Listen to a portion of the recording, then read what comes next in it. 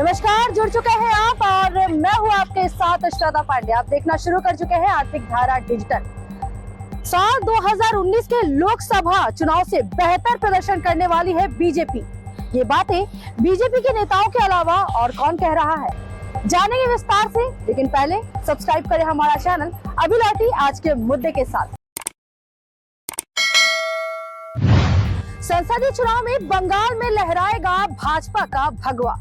क्या अपने ही घर में परास्त होगी बंगाल की शेरनी ममता बनर्जी? साल 2021 के विधानसभा चुनाव में खेला किया था मोदी शाह को मात देकर। उस समय तृणमूल के सारथी थे चुनावी रणनीतिकार प्रशांत किशोर। इस समय कर रहे हैं बिहार में जन जागरण। उनकी कंपनी आईपैक का कॉन्ट्रैक्ट है टीएमसी के साथ। वही प्रशांत किशोर दावा कर रहे हैं बंगाल में साल 2019 से बेहतर प्रदर्शन करेगी भाजपा। तो क्या भाजपा 35 के पार का नारा सफल होगा या फिर ममता फेल घोषित करेगी अपने ही रणनीतिकार को? देखिए ये रिपोर्ट। प्रशांत किशोर हैं भारतीय राजनीतिक रणनीतिकार और राजनीतिज्ञ। इस अवतार में आने से पहले वे जुड़े थे यूएनओ के फंड से चलने वाली स्वास्थ्य सेवाओं से। भारतीय राजनीति के इतिहास में महत्वपूर्ण वर्ष माना जाता है 1977। इंदिरा गांधी के आपातकाल के बाद बनी थी केंद्र में जनता पार्टी की सरकार। बंगाल में काबिज हुई थी वाम मोर्चा की सरकार। इसी वर्ष जन्म हुआ प्रशांत किशोर का। बिहार के सासाराम जिले का कोनार गांव है उनकी जन्मस्थली। पिता श्रीकांत पांडे थे सरकारी डॉक्टर। उनकी पोस्टिंग थी बक्सर में। पढ़ाई पूरी करने के बाद जुड़ गए यूएनओ की हेल्थ ओरिएंटेड स्कीम से। करीब 10 वर्षों तक जुड़े रहे इस सेवा से। हर बिहारी के खून में है राजनीति की जीन। तो भला प्रशांत किशोर कैसे बचते? नौकरी छोड़ आ गए राजनीति की दुनिया में, बन गए चुनावी रणनीतिकार। वर्ष 2011 में नरेंद्र मोदी के लिए किया काम। तीसरी बार मुख्यमंत्री बने मोदी। फिर 2014 में प्रधानमंत्री बनाने के अभियान में हुए शामिल। वर्ष 2013 में प्रशांत किशोर ने बनाया था सिटीजन्स फॉर अकाउंटेबल गवर्नेंस यानी CAG। इस कंपनी ने संभाला था मोदी के प्रचार का जिम्मा। चाय पे चर्चा, 3D rally, run for unity, मंथन, सोशल मीडिया कार्यक्रम थी इनकी विशिष्टता। सहयोगी थे रॉबिन शर्मा। मिली सफलता तो बढ़ा व्यवसाय का दायरा। उन्होंने कंपनी का नाम बदल कर दिया आईपैक। वर्ष 2015 में बिहार में नीतीश कुमार के लिए किया कार्य। मिली सफलता के बाद हो गए चर्चित। 2016 में कांग्रेस ने अनुबंधित किया यूपी विधानसभा के चुनाव के लिए, लेकिन इस राज्य में नहीं मिली प्रशांत को सफलता। 2017 में कांग्रेस को पंजाब में इन्होंने दिलाई थी जीत। 16 सितंबर 2018 को शामिल हो गए जनता दल यूनाइटेड में। बाद में हो गए अलग भी। 2019 में काम किया आंध्र प्रदेश में।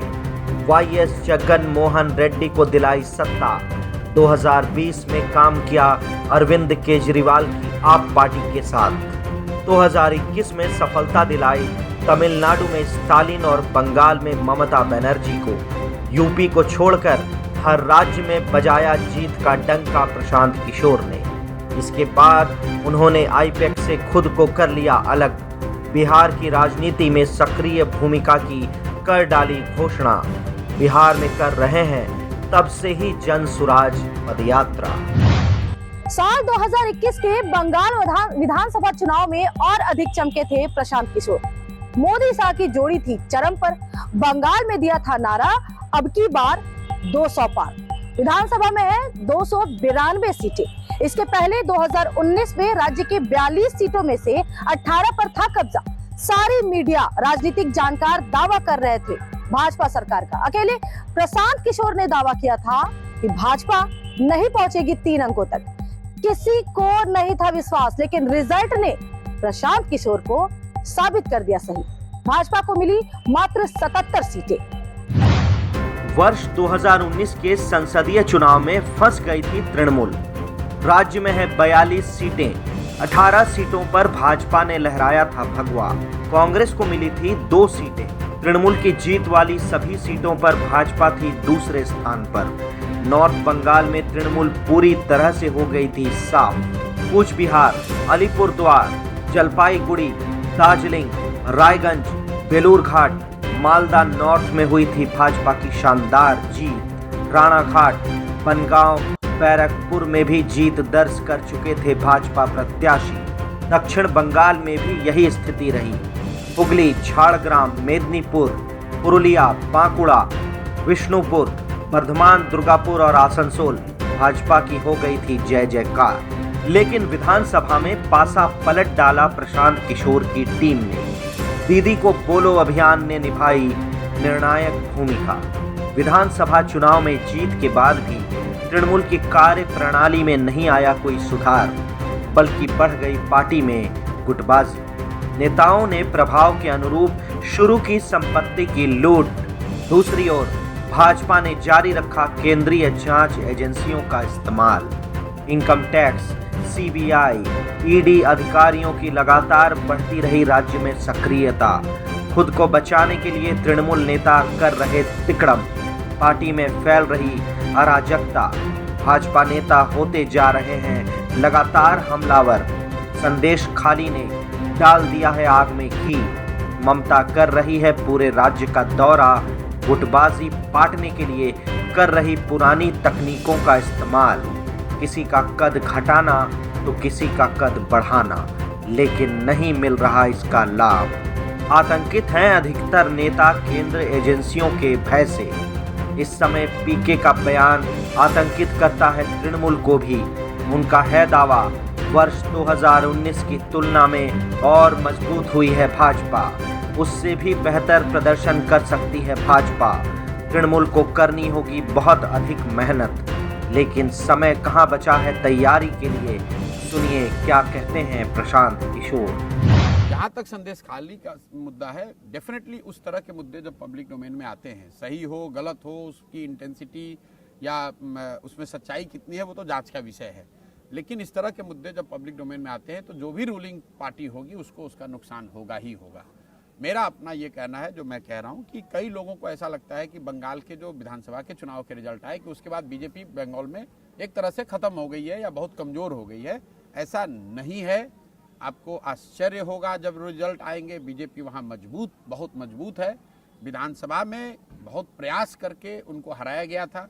अगर उस तरह के सही प्रयास नहीं किए गए टीएमसी की ओर से तो पश्चिम बंगाल में बीजेपी को करीब करीब जो 2019 का रिजल्ट था वो या उससे भी बेहतर परिणाम मिल सकते हैं।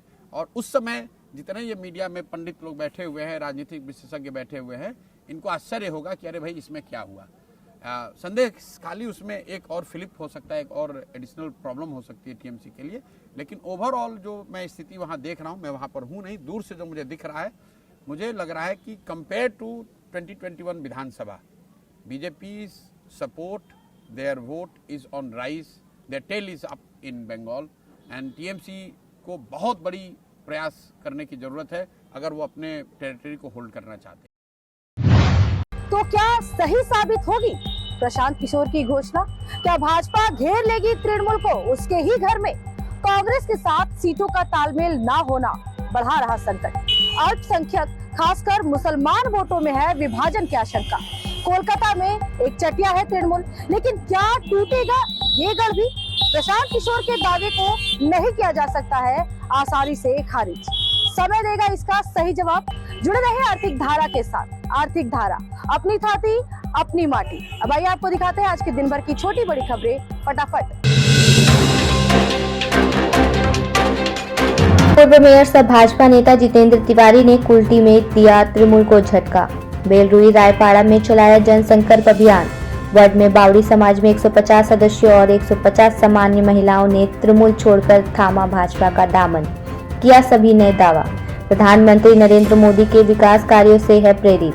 तृणमूल कर रही है विभाजन का राजनीति।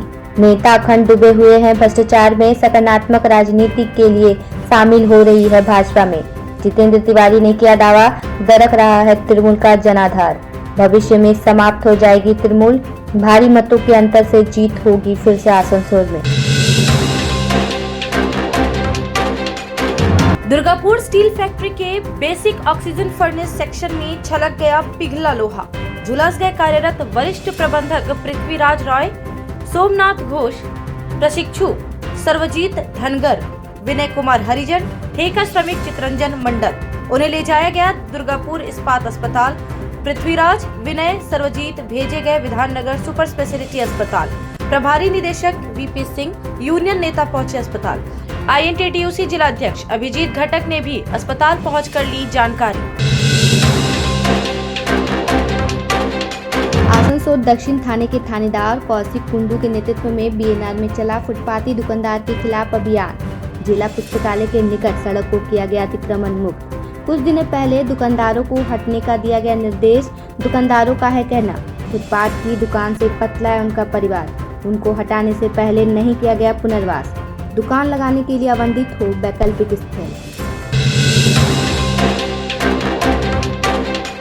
आसनसोल में हुई थी सड़क दुर्घटना, मौत हो गई थी स्कूली छात्र पीयूष पंडित की। मुआवजे की मांग पर किया गया GT रोड जाम। परिजन स्थानीय निवासी मिले मेयर विधान उपाध्याय से। मेयर ने आसनसोल साउथ थाना पुलिस को दिए निर्देश। बस मालिक को बुलाकर मुआवजे पर बनाए सहमति। थानेदार कौशिक कुंडू ने कहा, पीड़ित परिवार को दी जाएगी हर संभव सुविधा। आसनसोल के वार्ड 58 में बस स्टैंड से शुरू हुई सड़क की मरम्मत। बोरो चेयरमैन शिवानंद बावरी, पार्षद कहकशा रियाज थी उपस्थित। पार्षद ने कहा, जार्जर सड़क होने के कारण निवासियों को थी परेशानी। मरम्मत के लिए आवंटित की गई है 72 लाख रुपए की राशि। शीघ्र होगा कार्य पूरा। नगर निगम के अधिकारी पहुंचे SB गुराई रोड रेलवे क्रॉसिंग पर। स्थल का किया मुआयना। भाजपा विधायक अग्निमित्रा पाल ने किया दावा, रेलवे के स्तर से बनेगा overbridge. Executive engineer RK Srivastava ने किया दावा, ओवरब्रिज बनने से किसी को नहीं होगा नुकसान। मेयर को जाकर सौंपेंगे रिपोर्ट। रेल ADDA PWD अधिकारी संग होगी बातचीत।